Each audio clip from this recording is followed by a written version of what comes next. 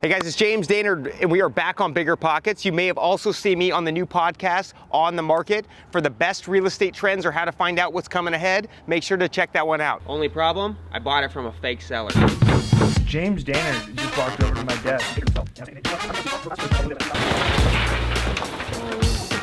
If you skip the first 3 steps, that's the easiest way to lose money.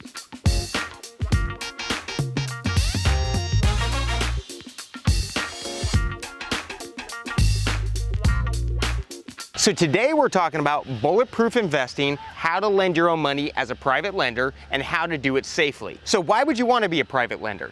Well, there's numerous different reasons of why I actually lend out my own money as well. I'm an active flipper, I buy and hold properties, we own apartment buildings, but I also lend out my own money. The reason I do it is I like to diversify my real estate assets. I don't want to have all my capital in all these different segments. I want to kind of break it out. You know, with fix and flips, that can usually lock up your money between anywhere in 6 and 12 months. Plus, there are a lot of work. Buy and holds, I can be locking up my money from anywhere between a year and 2 years as I'm getting it all stabilized. That's a longer window of time. With private money, I get to dictate how long I'm going to lend it to that next investor for. So it could be a short-term loan where I'm doing as little as 60 days, or maybe it's a 9-month loan because I'm giving them more time to work on the project. Either way, it's a good way to balance out your risk because you get in and out of deals. In addition to, it reduces risk because when you're lending money on an asset, you have additional layers of protection. You're giving them a first position deed of trust typically. You're giving it to them at a discounted LTV already if they're buying it on a deal. You have another layer of protection because that investor is also bringing in a down payment. So most of the times when I'm lending out money on any type of real estate deal, my average loan to value is going to be about 70%. That gives me a 30% cushion and keeps my risk substantially lower than from where a flipper would be, who has all their capital in the deal. So private lending can be an amazing way to work your money. Typically, when I'm lending my own personal investments, I'm getting anywhere between 10 and 18% interest. The other great thing about private money is you don't have to deal with all of this. As a flipper, I'm targeting 35 to 40% returns, which is substantially higher than the 10% I get on my leverage. But that comes with a lot of different headaches. I gotta find the property, I have to renovate it, I gotta interview contractors, I have to manage that process, I have to design the whole thing. Hence why I'm making so much more on that next flip property. But as a private lender, my main job is substantially easier. I just need to make sure I'm vetting the deal correctly and vetting the operator correctly. So vetting your loan correctly and your borrower correctly is extremely important. You're not doing the same amount of work as a flipper, like buying and renovating and hiring these other people to do the work, but you need to take 2 main steps before you do that loan.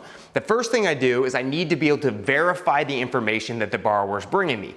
You know, that includes their budget and their values. So how you can establish values on that next loan is there are kind of 2 main things I use. One is a local real estate broker in the market. You can do this by ordering a BPO or finding a broker that you can depend on as a lender, especially if you're doing a lot of different loans, that they can verify all the info. Typically, you can pay them $200 to $300 and you can build that into the cost of your loan. They're gonna pull a current market analysis and give you their opinion on what the value is. The second way you can do it is work with a local appraiser. We do have some local appraisers that we will send out, and they're the same people. We trust their values. We've known them for a long time, and they can verify our borrower's appraisal or math behind the deal. The second thing you must do is vet your operator correctly. If I have an operator that has done this countless amount of times, that means that they're professional, they know what they're doing, and it's gonna reduce different hiccups in the project, which will also reduce risk. Additionally, besides experience, I want 2 other things. I want to see a copy of their credit report. I'm not as concerned about credit, like if they've had problems in the past, a lot of people have had those kind of issues, but I want to make sure that there's no active bankruptcy, there's nothing in collection. And the last thing I want to see is their asset sheet. Anytime that I issue a personal loan or any kind of private money, I'm getting a personal guarantee. If that borrower doesn't have any kind of assets or doesn't have any kind of cash, then there's nothing for me to go after. So I wanna see what the additional collateral is. So after you've verified your borrower and the deal through proper underwriting, you must make sure your money's protected with the right paperwork.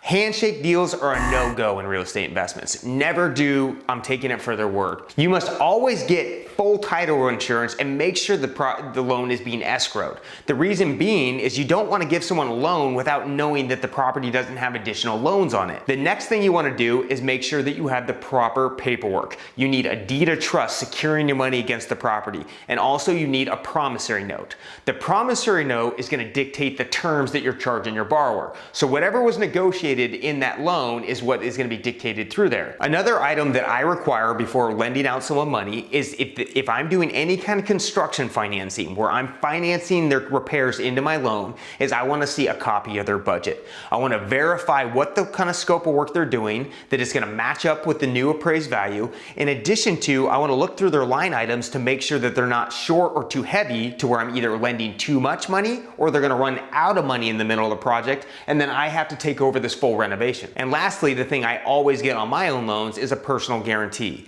So when I did a loan on a property just like this, the borrower is going to come in and the collateral is attached by the deed of trust and promissory note. I'm giving them a loan for roughly about 80 to 90% of their total project that is secured on the title. If for some reason at any point it goes into foreclosure and I end up selling it down the road at the auction for maybe less than my promissory note, I then can go after them for the shortage in funds. They still need to pay me back whatever the auction didn't pay me. So the personal guarantee gives you another collateral piece against the borrower and ensures that you're going to get paid back in full. Being a private lender can be an amazing thing. You get paid a high yield. You don't have to do the work. You don't need to go find that contractor to do the renovation, but it can also be very risky.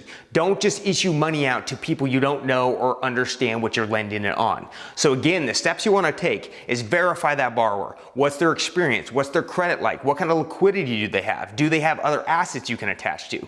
Verify the deal. Don't go off of what the borrower's sending you. Verify your own numbers. Remember to have the right paperwork, that it's properly secured against the property through a deed of trust and promissory note. And always, always, always make sure that you have title insurance. Things happen in real estate. I once bought a fake house where if I didn't have title insurance on that loan, the lender would have been wiped out when we had to give the house back. But because we had the proper insurance, our lender was paid in full and we got all of our down payment back. So again, always get title insurance. Other ways to reduce risk when lending your private money is don't do second mortgages. Second mortgages are exposed and they're behind the first lender. That means the first lender is dictating that deal. Another way is to ask for additional collateral. Do they have other properties? Can you cross-collateralize those deeds against other properties if they don't want to put as much money down? So all these steps will help reduce your risk, all while getting an extremely high return. I trust you learned about how to become that next bulletproof private money lender. And for more information about how to become more bulletproof as an investor, check out Project RE on YouTube or myself at JDaneFlips on Instagram. See you soon.